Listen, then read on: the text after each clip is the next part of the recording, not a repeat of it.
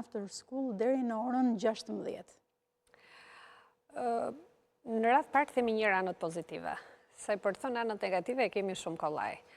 Por të themi anët pozitive që kanë bëjnë me lehtësirat që i shkaktojnë prindërve. Ne e dim që sot tregu i punës, me qënë se është edhe një maj dhe flasim të gjithë për tregun e punës, e dim që prindrit sot janë shumë herë më shumë të zënë në marrëdhënie pune se sa kanë qenë deri dje.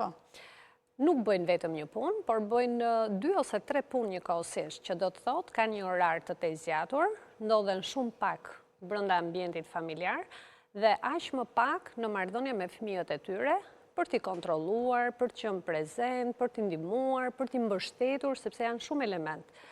Dhe kjo hyn tek ato elementet pozitiv që ne i vim në ndihmë këtyre prindërve. Jam shumë dakord. Por jo vetëm aq, i vim në ndihmë edhe gjyshërve, sepse barën më të madhe prindrit ja kanë spostuar gjyshërve, duke menduar që janë njerëzit që kanë pak më shumë kohë në dispozicion dhe patjetër që janë edhe më të gatshëm për të ndihmuar fëmijët e tyre, por që ju është dhënë një përgjegjësi shumë herë më e madhe nga ç'mendohet, por që një gjysh e ka të pamundur që të kalojë një kohë kaq të gjatë me nipin dhe mbesën dhe aq më tepër që duhet ta ndihmojë në detyrat e shtëpisë. Po t'jetë një është mirë. Mund të jenë dhe më shumë.